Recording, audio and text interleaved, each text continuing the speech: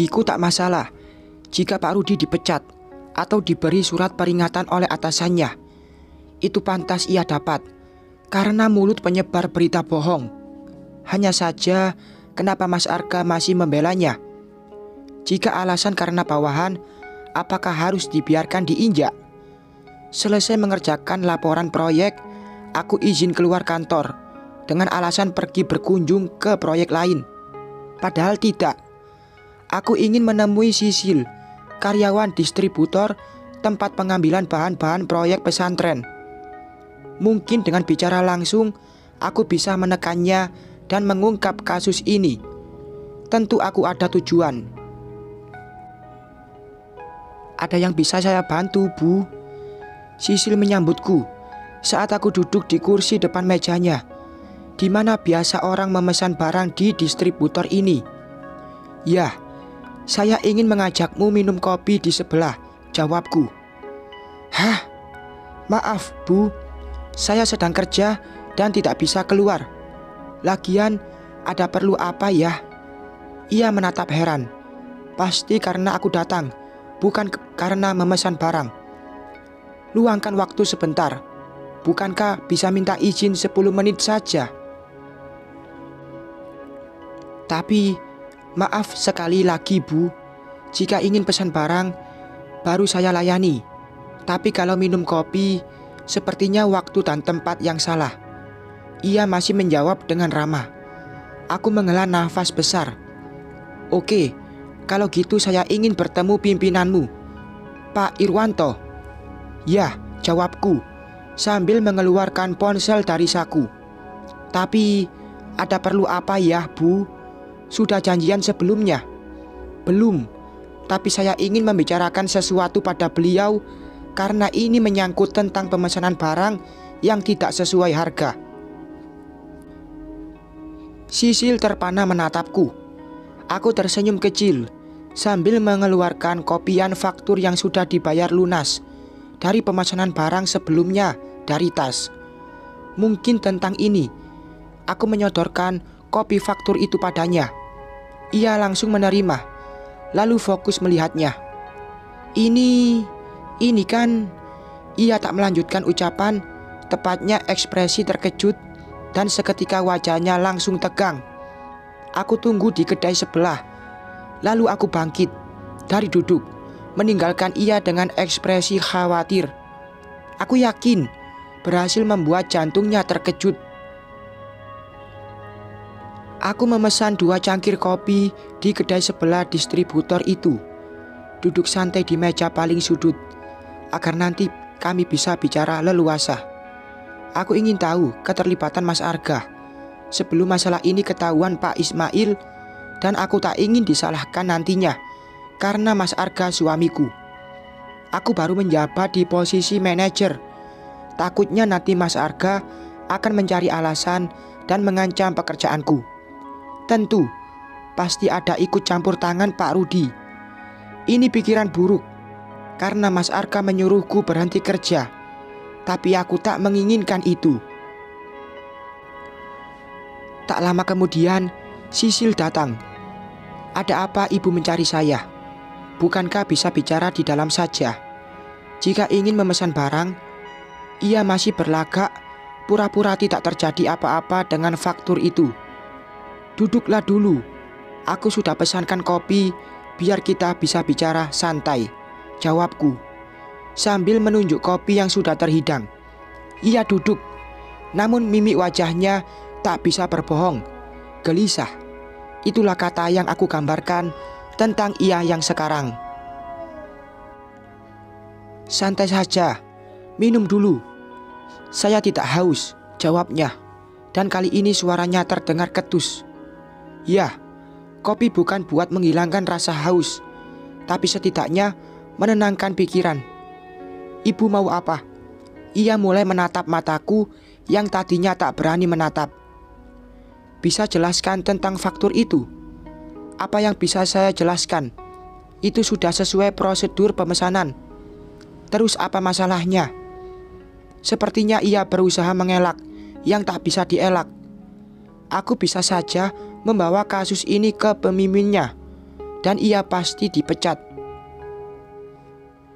Sudah berapa banyak keuntungan yang kamu ambil dari toko pribadimu? Tidakkah kamu sadar jika perusahaan Pajatama kenal baik dengan pimpinanmu?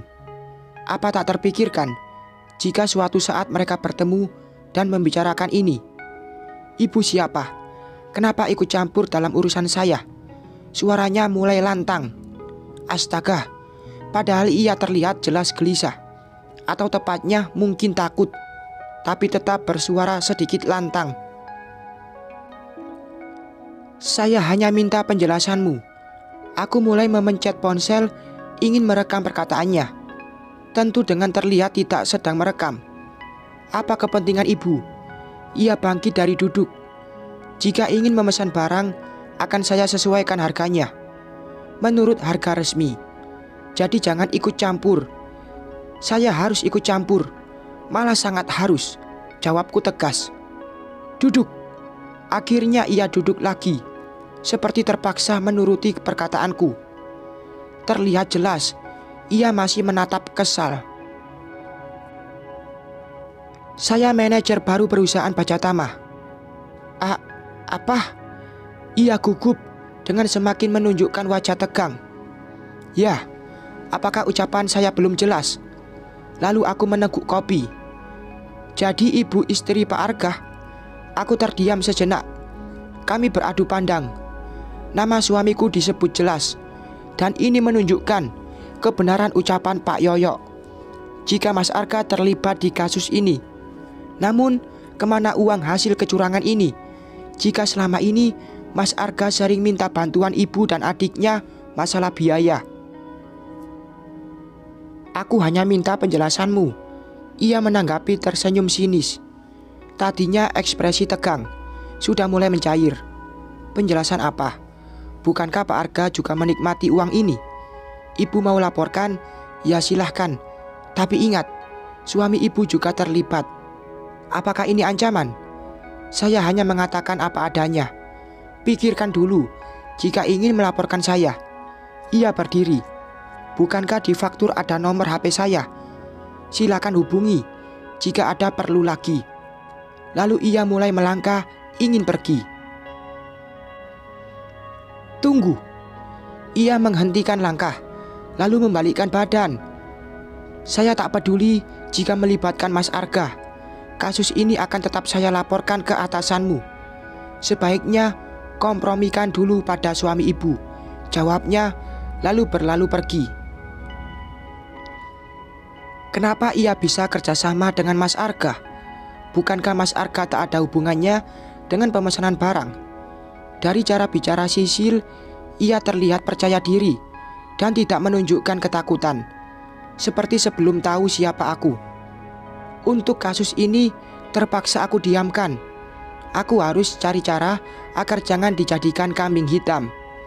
Pak Rudi pasti mencari cara menyerangku jika ia sudah dipecat atau merasa sakit hati karena tidak terlibat lagi dalam proyek pesantren. Aku membaringkan badan. Seharian kerja, terasa lelah. Di kamar ini hanya aku sendirian. Mas Arga entah di mana dan dengan siapa. Apakah ia punya wanita lain? Apakah kwitansi kontrakan itu buat tempat tinggal selingkuhannya? Atau jangan-jangan uang yang selama ini diberikan ibunya buat aku digunakan untuk dapur lain?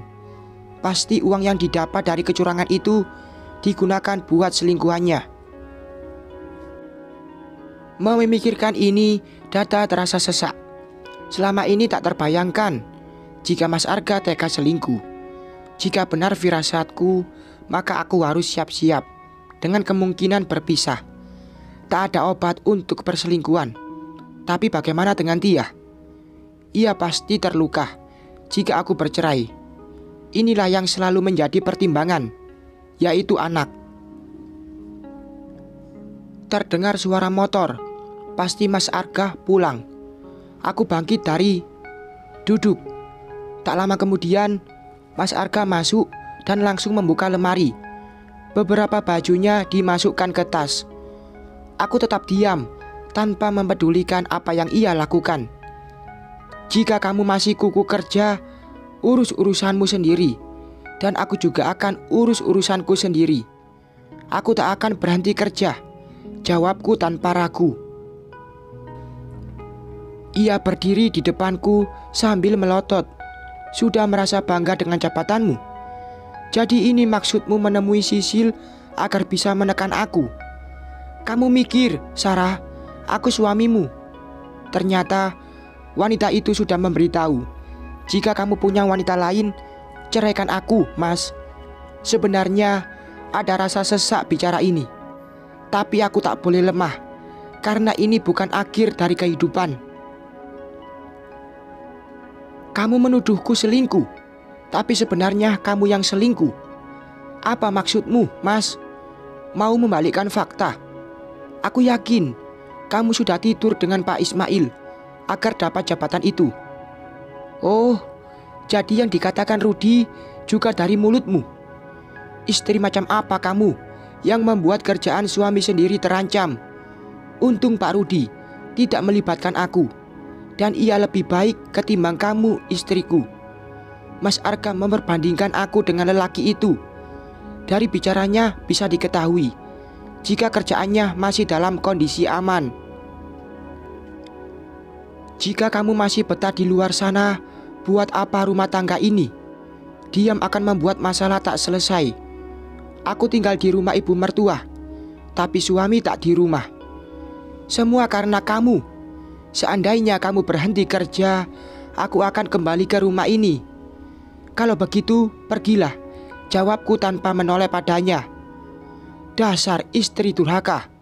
Suami larang kerja, tapi membantah. Dan aku sangat menyesal menyuruhmu kerja.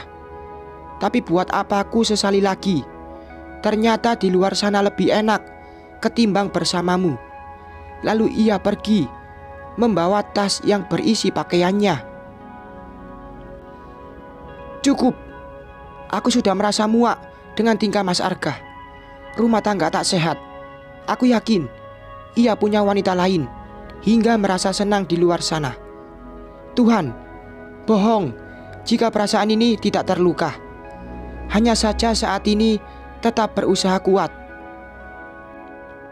Semalam aku berpikir jika akan minta pisah dari Mas Arga, mungkin sebaiknya aku bicarakan sama ibu mertua agar nanti tidak menyalahkan aku. Dan dia, aku akan memberikan pengertian, karena aku yakin pasti ia mengerti. Bukan karena keegoisan. Sebagai wanita yang sudah punya karir membuat aku ingin pisah. Tapi sikap Mas Arga sudah banyak kebohongannya. Dan firasatku mengatakan ada wanita lain, meskipun belum pernah melihat. Namun bukti kwitansi dan ia membeli baju tidur wanita sudah cukup membenarkan firasat ini. Tuhan, salahkah jika aku ingin bercerai? Bersambung.